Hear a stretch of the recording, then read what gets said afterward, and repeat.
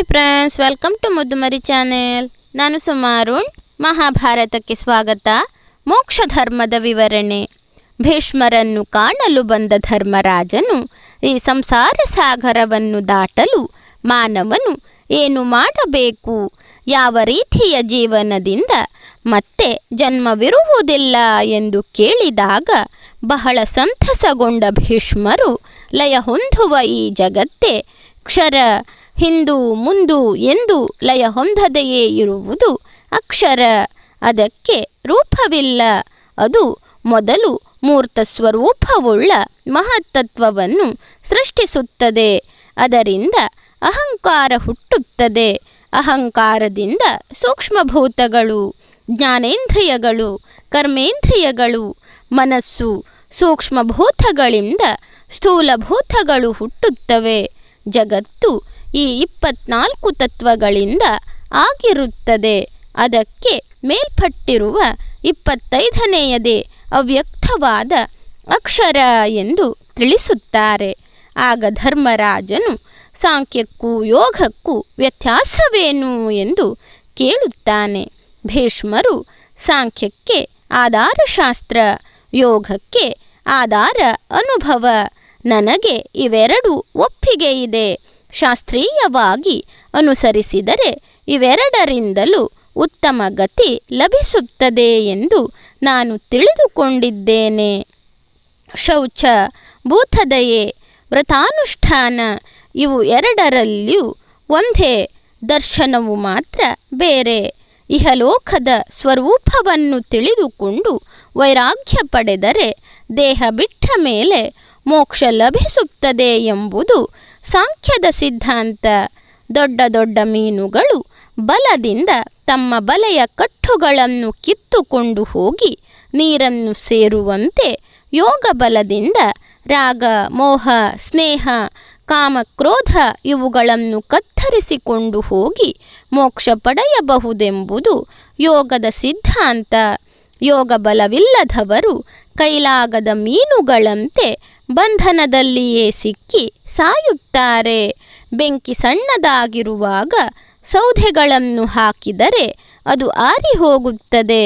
ಪ್ರಬಲವಾಗಿದ್ದಾಗ ಹಾಕಿದರೆ ಜೊತೆಗೆ ಗಾಳಿಯೂ ಸೇರಿ ಅದು ಭೂಮಂಡಲವನ್ನೇ ಆದರೂ ಸುಡುತ್ತದೆ. ಬಲವಿಲ್ಲದವನು ಪ್ರವಾಹದ ವೇಗಕ್ಕೆ ಸಿಕ್ಕಿದರೆ ಹೇಗೋ ಹಾಗೆ ವಿಷಯಗಳಿಗೆ ಸಿಕ್ಕಿದಾಗ ಕೊಚ್ಚಿ ಹೋಗುತ್ತಾನೆ. ಯೋಗ ಬಲವಿರುವವನು ಆನೆಯು ಪ್ರವಾಹದಲ್ಲಿ ದೃಢವಾಗಿ ನಿಲ್ಲುವಂತೆ ವಿಷಯಗಳ ಮಧ್ಯೆ ಅಚಲನಾಗಿ ನಿಲ್ಲುತ್ತಾನೆ. ವ್ರತನಿಷ್ಠನಾಗಿ ನಾಭಿ, ಕಂಠ, ನೆತ್ತಿ, ಹೃದಯ, ಕಣ್ಣು, ಕಿವಿ, ಮೂಗು ಇವುಗಳಲ್ಲಿರುವ ಸೂಕ್ಷ್ಮವಾದ ಆತ್ಮವನ್ನು ಆತ್ಮನಲ್ಲಿ ಐಕ್ಯಗೊಳಿಸುವನು. ಬೆಟ್ಟದಂತಿರುವ ಶುಭಾಶುಭ ಕರ್ಮಗಳನ್ನು ಸುಟ್ಟು ಉತ್ತಮವಾದ ಯೋಗದಲ್ಲಿ ನೆಲೆಸಿ ಇಷ್ಟ ಬಂದಾಗ ಮೋಕ್ಷ ಪಡೆಯುತ್ತಾನೆ ಎಂದು ವಿವರಿಸಿದರು. ಆಗ ಯುಧಿಷ್ಠಿರನು ಗೃಹಸ್ಥಾಶ್ರಮವನ್ನು ಬಿಟ್ಟು ಬಿಡದೆ ಹಿಂದೆ ಯಾವನಾದರೂ ರಾಜನು ಸಿದ್ಧಿಯನ್ನು ಪಡೆದನೆ, ಅವನು ಪಡೆದ ಮೋಕ್ಷದ ಸ್ವರೂಪವೇನು ಎಂದು ಕೇಳುತ್ತಾನೆ. ಅದಕ್ಕೆ ಭೀಷ್ಮರು, ಹಿಂದೆ ಧರ್ಮಧ್ವಜನೆಂದು ಪ್ರಸಿದ್ಧನಾಗಿದ್ದ ಜನಕನು ಮಿಥಿಲಾ ಪಟ್ಟಣದಲ್ಲಿ ರಾಜನಾಗಿದ್ದನು. ಅವನು ವೇದವನ್ನು, ಮೋಕ್ಷಧರ್ಮವನ್ನು, ರಾಜಧರ್ಮವನ್ನು ಬಲ್ಲವನಾಗಿದ್ದನು. ಜಿತೇಂದ್ರಿಯನಾಗಿ ರಾಜ್ಯವನ್ನು ಆಳುತ್ತಿದ್ದನು. ಒಂದು ಸಾರಿ ಸುಲಭೆ ಎಂಬ ಸನ್ಯಾಸಿನಿಯು ಅವನು ಮುಕ್ತನೆಂದು ಎಲ್ಲರೂ ಹೇಳುವುದು ನಿಜವೋ ಸುಳ್ಳೋ ತಿಳಿಯಬೇಕೆಂದು ತನ್ನ ವೇಷವನ್ನು ಬದಲಾಯಿಸಿ ಅಲ್ಲಿಗೆ ಹೋದಳು. ಅವನಿಗೆ ಅವಳ ನಿಜ ಸ್ವರೂಪ ಗೊತ್ತಾಗದೇ ಇರಲಿಲ್ಲ. ಅವಳೊಡನೆ ಮಾತನಾಡುತ್ತಾ, ವೈರಾಗ್ಯವೇ ಮೋಕ್ಷಕ್ಕೆ ಪರಮ ಸಾಧನ. ವೈರಾಗ್ಯ ಬರುವುದು ಜ್ಞಾನದಿಂದ. ನಾನು ಅಜ್ಞಾನವನ್ನು ಕಳೆದುಕೊಂಡು ಸಂಗರಹಿತನಾಗಿ ದ್ವಂದ್ವಗಳನ್ನು ಮೀರಿ ಸಿದ್ಧ ಪುರುಷನಾಗಿದ್ದೇನೆ. ನೀರು ಬಿದ್ದು ಹದವಾದ ನೆಲವು ತನ್ನಲ್ಲಿ ಬಿದ್ದ ಬೀಜವನ್ನು ಮೊಳೆಸುವಂತೆ ಕರ್ಮವು ಮನುಷ್ಯನ ಪುನರ್ಜನ್ಮವು ಮೊಳೆಯುವಂತೆ ಮಾಡುತ್ತದೆ. ಆದರೆ ಹುರಿದ ಬೀಜವನ್ನು ಬಿತ್ತಿದರೆ ಅದು ಮೊಳೆಯುವುದಿಲ್ಲ. ಜ್ಞಾನವು ನನ್ನ ಕರ್ಮ ಬೀಜವನ್ನು ಹುರಿದಿದೆ, ಆದ್ದರಿಂದ ಅದು ವಿಷಯಗಳಲ್ಲಿ ಮೊಳೆಯುವುದಿಲ್ಲ. ರಾಗದ್ವೇಷಗಳಿಲ್ಲದ್ದರಿಂದ ನನಗೆ ಸುಖ ದುಃಖಗಳಿಲ್ಲ. ನನ್ನ ಬಲತೋಳಿಗೆ ಒಬ್ಬನು ಗಂಧ ಹತ್ತಿಸಿದರೆ ನನಗೆ ಅವನೂ ಒಂದೇ, ಎಡತೋಳನ್ನು ಕೆತ್ತುವವನು ಒಂದೇ. ನನಗೆ ಆಗಬೇಕಾದ ಪ್ರಯೋಜನ ಒಂದೂ ಇಲ್ಲದ್ದರಿಂದ ಮಣ್ಣು, ಕಲ್ಲು, ಚಿನ್ನ ಎಲ್ಲವೂ ಒಂದೇ. ನಾನು ರಾಜ್ಯವಾಳುತ್ತಿದ್ದೇನೆ ಎಂಬುದಷ್ಟೇ ನನಗೂ ಸನ್ಯಾಸಿಗಳಿಗೂ ಇರುವ ವ್ಯತ್ಯಾಸ. ಮೋಕ್ಷಕ್ಕೆ ಸಾಧಕವಾಗಿ ಕೇವಲ ಜ್ಞಾನವನ್ನಾಗಲಿ ಕೇವಲ ಕರ್ಮವನ್ನೇ ಆಗಲಿ ಹಿಡಿಯದೆ ನನ್ನ ಗುರುವಾದ ಪಂಚಶಿಖನ ಉಪದೇಶದಂತೆ ಈ ವಿಧವಾದ ನಿಷ್ಠೆಯನ್ನು ಹಿಡಿದಿದ್ದೇನೆ. ತ್ರಿದಂಡವನ್ನು ಹಿಡಿದ ಸನ್ಯಾಸಿಗಳಿಗೆ ಜ್ಞಾನವು ಮೋಕ್ಷ ತರುವುದಾದರೆ ಅದೇ ಜ್ಞಾನವು ಛತ್ರಿ ಹಿಡಿದುಕೊಂಡ ರಾಜನಿಗೆ ಏಕೆ ಮೋಕ್ಷ ತರಬಾರದು? ಗೃಹಸ್ಥಾಶ್ರಮದಲ್ಲಿ ದೋಷವಿದೆ ಎಂದು ಅದನ್ನು ಬಿಟ್ಟು ಮತ್ತೊಂದು ಆಶ್ರಮವನ್ನು ಹಿಡಿದರೆ ಅಂಥವನಿಗೆ ಈ ಸಂಘದೋಷ ಬಂದೇ ಬರುತ್ತದೆ. ಆಗ ಸನ್ಯಾಸಿಗೂ ಮೋಕ್ಷವಿಲ್ಲ. ಕೇವಲ ಕಾವಿ ಬಟ್ಟೆ, ಬೋಳು ತಲೆ, ಕಮಂಡಲು, ತ್ರಿದಂಡ ಈ ಬಾಹ್ಯವಾದ ಉಪಕರಣಗಳಷ್ಟೇ ಮೋಕ್ಷಕ್ಕೆ ಕಾರಣವಲ್ಲವೆಂದು ನಾನು ತಿಳಿದಿದ್ದೇನೆ. ಈ ಹೊರಗಿನ ಪರಿಕರಗಳಿದ್ದರೂ ಮೋಕ್ಷ ಲಭಿಸುವುದು ಜ್ಞಾನದಿಂದಲೇ ಎನ್ನುವುದಾದರೆ ಕೇವಲ ಈ ಚಿಹ್ನೆಗಳು ವ್ಯರ್ಥ. ಇವುಗಳಿಂದ ಸನ್ಯಾಸಿಗೆ ಶ್ರಮ ಕಡಿಮೆಯಾಗುತ್ತದೆ ಎನ್ನುವುದಾದರೆ ಅದೇ ಪ್ರಯೋಜನವನ್ನು ರಾಜನಿಗೆ ಛತ್ರಿ ಮುಂತಾದ ಚಿಹ್ನೆಗಳಲ್ಲಿ ಹೇಳುವುದಕ್ಕಾಗುವುದಿಲ್ಲವೇ? ಏನನ್ನು ಇಟ್ಟುಕೊಳ್ಳುವುದರಿಂದ ಮೋಕ್ಷ ಬರುವುದಿಲ್ಲ. ಏನನ್ನಾದರೂ ಇಟ್ಟುಕೊಳ್ಳದೇ ಇರುವುದರಿಂದ ಬಂಧನ ಬರುವುದಿಲ್ಲ. ಏನನ್ನು ಇಟ್ಟುಕೊಂಡಿರಲಿ ಇಲ್ಲದಿರಲಿ ಮೋಕ್ಷ ಬರುವುದು ಜ್ಞಾನದಿಂದ. ಬಂಧನಕ್ಕೆ ಕಾರಣಗಳಾದ ಧರ್ಮಾರ್ಥ ಕಾಮಗಳಲ್ಲಿಯೂ ರಾಜ್ಯಭಾರದಲ್ಲಿಯೂ ನಾನು ಇರುವುದು ನಿಜ. ಆದರೆ ತ್ಯಾಗವೆಂಬ ಕತ್ತಿಯನ್ನು ಮೋಕ್ಷವೆಂಬ ಕಲ್ಲಿನ ಮೇಲೆ ಉಜ್ಜಿ ಹರಿತ ಮಾಡಿಕೊಂಡು ನಾನು ಈ ಕಟ್ಟುಗಳನ್ನೆಲ್ಲ ಕತ್ತರಿಸಿ ಮುಕ್ತನಾಗಿದ್ದೇನೆ ಎಂದು ಆತ ವಿವರಿಸುತ್ತಾನೆ ಎಂದು ಭೀಷ್ಮರು ಧರ್ಮರಾಜನಿಗೆ ತಿಳಿಸಿದರು. ಆಗ ಧರ್ಮರಾಜನು, ಧರ್ಮದ ಫಲವು ಈ ಲೋಕದಲ್ಲಿದೆಯೇ, ಪರಲೋಕದಲ್ಲಿದೆಯೇ, ಅಥವಾ ಎರಡೂ ಲೋಕದಲ್ಲಿದೆಯೇ ಎಂದು ಕೇಳುತ್ತಾನೆ. ಅದಕ್ಕೆ ಭೀಷ್ಮರು, ಧರ್ಮವು ವೇದ, ಸ್ಮೃತಿ, ಸದಾಚಾರ, ಅರ್ಥಗಳೆಂದು 4 ವಿಧವಾಗಿದೆ. ಧರ್ಮವು ಇಹ ಪರಗಳಲ್ಲಿ ಫಲವನ್ನು ನೀಡುವುದು. ಪರದನ ಸ್ವೀಕಾರ ಮಾಡಬಾರದು. ಆಚರಣೆಯು ಶುದ್ಧವಾಗಿರಬೇಕು.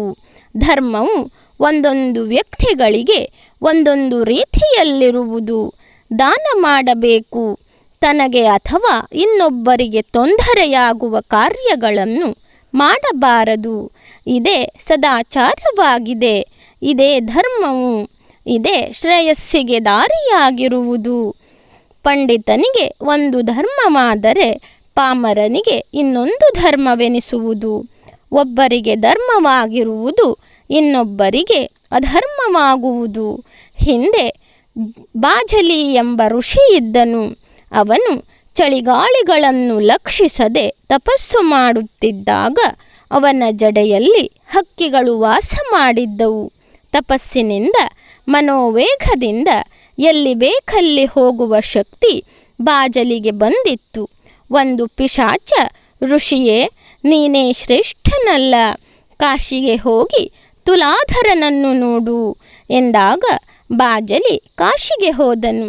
ತುಲಾಧರನು, ಬಾಜಲಿ, ನಿನ್ನ ತಲೆಯಲ್ಲಿ ಹಕ್ಕಿಗಳಿದ್ದವು, ನೀನು ದಯಾಪರನಾಗಿರುವೆ ಎಂದಾಗ ಬಾಜಲಿಗೆ ಆಶ್ಚರ್ಯವಾಯಿತು.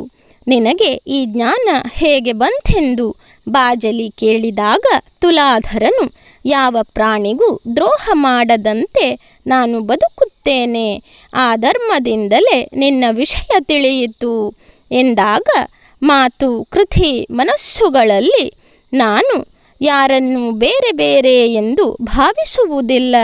ನನಗೆ ಇಚ್ಛಾದ್ವೇಷಗಳಿರುವುದಿಲ್ಲ. ನಾನು ಯಾರಿಗೂ ಹೆದರುವುದಿಲ್ಲ. ಶ್ರದ್ಧೆಯೇ ಪುಣ್ಯವು, ಅಶ್ರದ್ಧೆಯೇ ಪಾಪವು. ಶ್ರದ್ಧಾಂತನ ಪಾಪವು ಹಾವಿನ ಪೊರೆಯಂತೆ ದೂರ ಹೋಗಿ ಪರಿಶುದ್ಧಿ ಮಾತ್ರವೇ ಇರುವುದು ಎಂದು ಭೀಷ್ಮರು ತಿಳಿಸಿದಾಗ ಧರ್ಮರಾಜನು ತತ್ವ ತಿಳಿಯದೆ ವೇದಶಾಸ್ತ್ರ ಕಲಿಯದೇ ಇರುವ ಸಾಮಾನ್ಯ ಕರ್ಮಯೋಗಿಯು ಮೋಕ್ಷವನ್ನು ಹೊಂದುವುದು ಹೇಗೆ ಎಂದು ಕೇಳಿದನು.